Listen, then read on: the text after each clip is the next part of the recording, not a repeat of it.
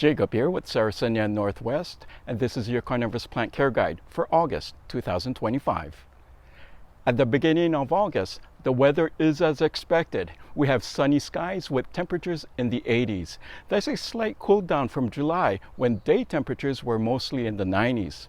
In August, many outdoor perennials are at their prime. Judith Hindle, for instance, is looking fantastic. Other Sarracenia varieties are also looking good this month, especially those with dark red pitchers. These plants and many others are enjoying the summer sun and heat. However, Sarracenia aureophila and the typical form of Sarracenia flava might discolor and fade in August. These plants are the first to emerge from dormancy, and pitchers produced in April and May will often decline in midsummer. You will also see it happen on early season hybrids such as Extreme Green and Doreen's Colossus. The red hood form of Sarracenia alata might also have some brown pitchers. These pitchers were produced in May. On the other hand, pitchers produced in June and July are looking just fine. Sarracenia leucophila adjusts to the summer heat by producing very thin pitchers or even non-carnivorous leaves. This species will produce normal pitchers when the weather cools down in late August. August is also peak time for the Venus flytrap. Lots of large traps and bright colors. Their flowers have already peaked, so now they're getting ready to set seeds. North American sundews will be in varying states of growth depending on the plant.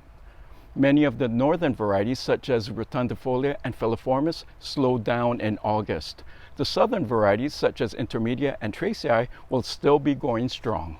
Darlingtonia is also growing well. Many older plants are sending up new shoots.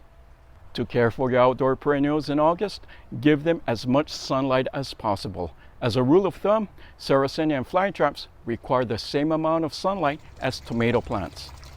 Make sure the soil is also wet. You can do this by letting the pots sit in a shallow tray of water or top watering them daily. Be sure to use mineral-free water. Tropical sundews and butterworts will vary in growth this month, and it all depends on the variety. Some varieties love the summer heat. Other varieties prefer bright sunshine but mild temperatures. These plants often slow down during the hottest parts of summer, but they'll perk up when the weather cools in late August and early September. Nepenthes will vary in growth depending on the variety. Some of the lowland species and hybrids love the warm days and nights, so they usually grow well during the hottest parts of summer. Others grow best when nights are very cool, so they tend to grow slower and produce fewer pitchers in August. When it comes to lighting, most tropical plants grow best with several hours of direct sunlight and bright filtered sun during the rest of the day. When watering your tropical sundews, keep their soil wet at all times. You can do this by setting them in a small amount of water. With Nepenthes and butterworts, water from the top and allow the water to drain through completely. These plants prefer consistently moist but not waterlogged media. Just make sure it never dries out completely. Before I sign off, there are two things I want to let you know. First, we're reducing shipping days for August. We're a very small business, so whenever a staff member goes on vacation, production and shipping schedules are affected. But to make up for the fewer shipping days in August, we posted some special online deals. You can check them out at growcarnivorousplants.com. Secondly, if you live in the Portland area, sign up for one of our open houses on Labor Day weekend. You can see these plants in person and purchase plants available only at the nursery. Visit growcarnivorousplants.com to sign up and check out the special deals we have.